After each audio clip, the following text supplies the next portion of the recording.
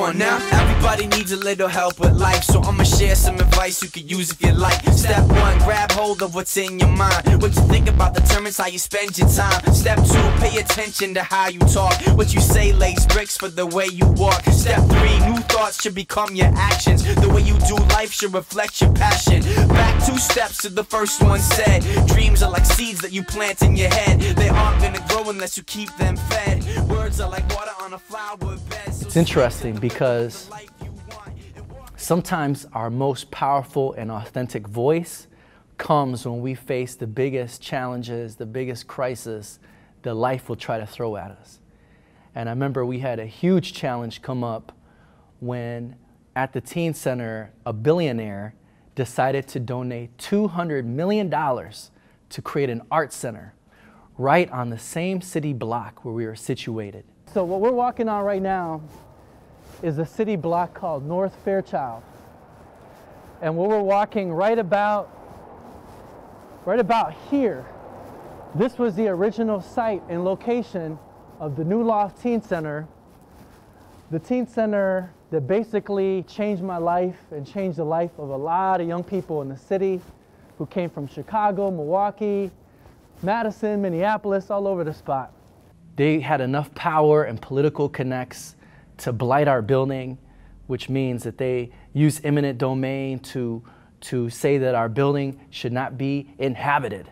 And they kicked us out of the building. And to make matters more complex, they gave a little bit of money to our administrators to hush us so that we wouldn't protest, so we wouldn't rally.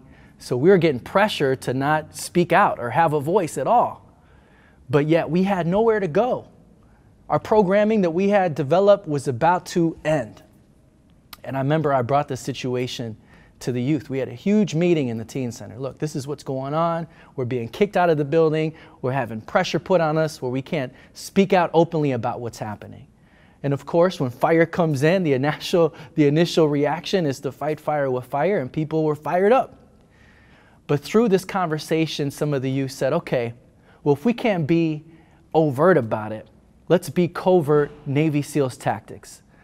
What if we wrote a play about the situation, about how this Teen Center has become like a home for us, a place of transformation and empowerment, and how the city and these powers that be are trying to take that from us, and how we're going to be able to find a space in a way to keep this home alive.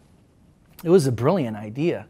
So we got some support from the dance department at the university, from the art department, from a theater guild, a theater company that was in town.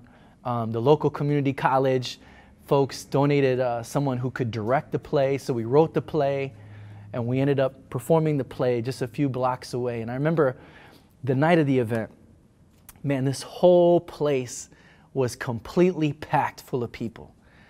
And the youth taught me a very important lesson that night, because there was a lot on the line. There was a lot of butterflies in people's stomachs, and they were kind of peeking around the corner of the curtain looking at all these folks. And they were a little bit afraid. But what they taught me is that courage is not the absence of fear, but action in the face of fear.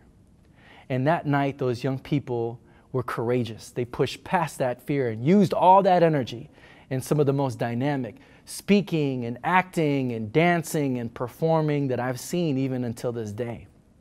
And after the play, they got a standing ovation. But even more importantly, we were able to have a talk back with the audience. And since they had strategically invited different media outlets to be there, they started asking questions. Well, does this play have anything to do with the fact that that big art center is coming on the same city block where your Teen Center is situated? Where are you guys going to go? What's the plan? And I remember the young people kind of smiling, saying, you know, this is a very good question.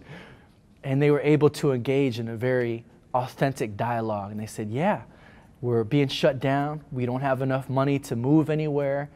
And this is our cry, our plea to the city for help. And I remember a lot of different articles came out after that play. And about 2 weeks later, as we were packing up stuff in the center, I got a call from our congresswoman. And she said that she had read the articles. And she was apologizing she couldn't come to the event. But she said she had a very important announcement that she had just secured $700,000 to go towards a new teen center. And we were able to get that $700,000 matched. And now in this city is a multi-million-dollar teen center that is part of the legacy of these young people. It's equipped with a recording studio, a performance venue. There's a workout facility. There's a cafe, skateboard park, basketball gym. Way better than what we had prior to that. And this is part of the legacy. And so that challenge allowed for that authentic voice, that empowered voice, that chorus of voices to begin to transform that situation and even the city. And we realized that King is not the only one that has a dream. I have a dream. We have a dream too. So speak to the rhythm of the life you want and walk in the light of the truth you're taught, with an upright groove and the style that's fresh. Stretch out your wings and get out the nest. Step in the right direction. Do your dreams have legs? Are they walking